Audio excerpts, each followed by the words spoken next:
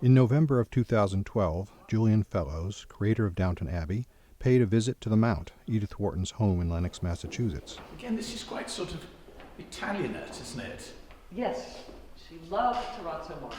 The inside-outside, so beloved of that. For Fellows, this was something of a pilgrimage, a chance to experience for himself the home of an author whose novels, in particular The Custom of the Country, had deeply influenced his own writing. She's really pretty, and there was a deliberate wilderness beyond, down to the lake. This would have been hardwood, these. Naturally, any tour of the Mount by a writer must wind up in Edith Wharton's library, and it is here that Julian Fellows expressed his appreciation of Wharton's literary accomplishments and of the ways in which Wharton inspired him personally. He spoke with Executive Director Susan Whistler and librarian Ninka Dorhout. If you were a clever woman, it was extremely frustrating. You had to sort of find your outlet so that you didn't frighten the horses all the time.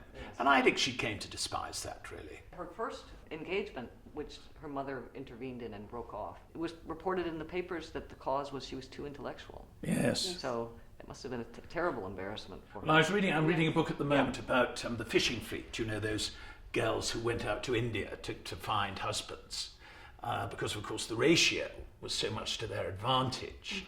And you do constantly get this theme. There's one woman who's married, and she suddenly finds that nobody's coming to their house for a drink. You know, they always used to sort of go for a chota peg, whatever they called it, before lunch on Sunday or whatever. And their house is almost always avoided. And she sort of cornered a young subaltern and said, why is this happening? Why does no one come to our house?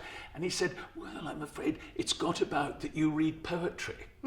And that was enough, you know.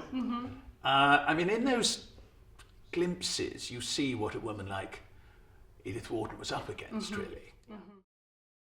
One of the funny things about writing something that's very popular is the degree of ownership that other people take of it.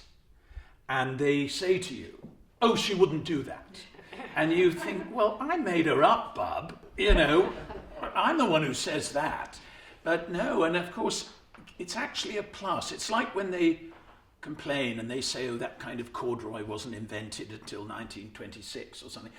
And I'm sure Wharton had exactly that she was told, oh, she would never have done this, or so-and-so would, you know, and Undine would never have believed the other, and that thing, because they go into people's lives. I mean, I ran into a woman the other day who prays for the cast of Downton, the characters.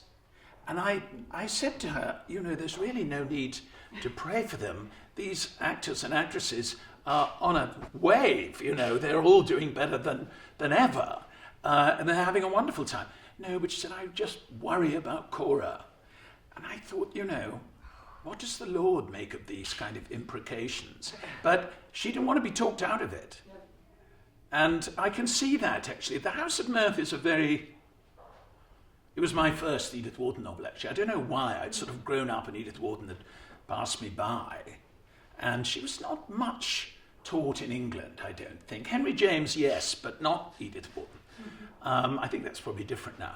But I remember reading The House of Mirth and getting that sensation of entering a real world, you know. And I hadn't, at that time, really thought about what's now come to be called the Gilded Age. And yet here was someone writing with such authority about it. Wharton criticises people she has not only known but loved, and yet she sees the flaws of the way they think. And that was a kind of sort of pointer for me.